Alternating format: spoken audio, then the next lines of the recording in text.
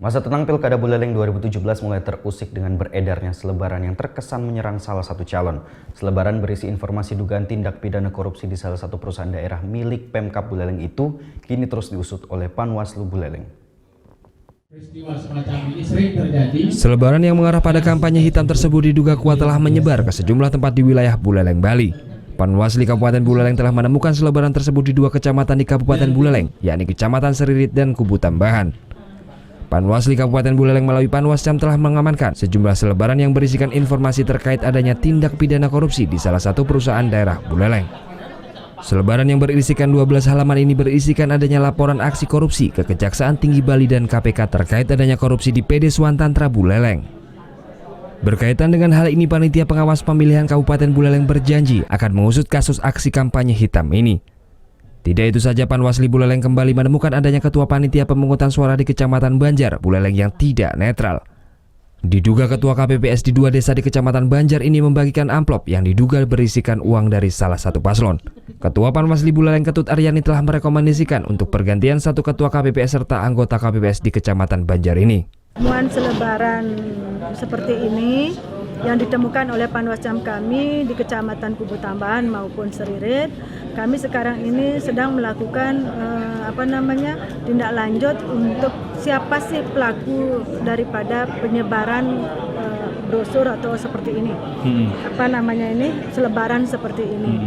Dan di sini Panwascam Seririt juga kemarin juga berserta Kubu Tambahan langsung berkoordinasi dengan pihak keamanan, pihak kepolisian untuk menyikapi kejadian seperti ini.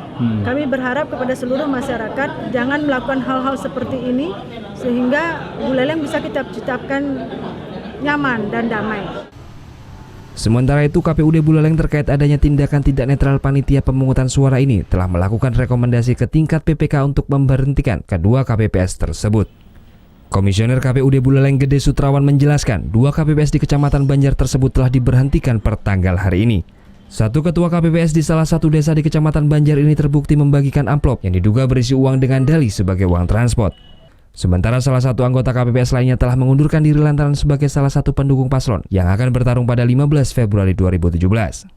Kami sudah memerintahkan kepada PPK dan PPK melanjutkan ke PPS untuk mengganti jika ada anggota yang tidak netral. Terkait dengan adanya anggota KPPS yang ditemukan mengikuti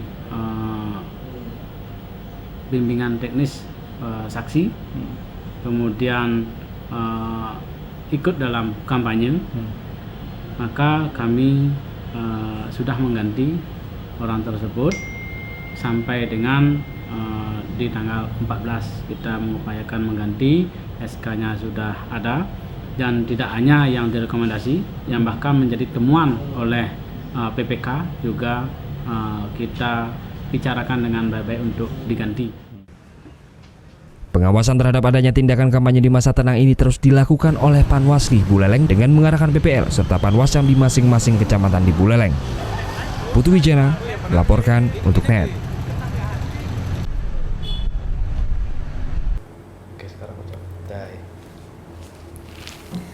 Udah selesai kan nontonnya?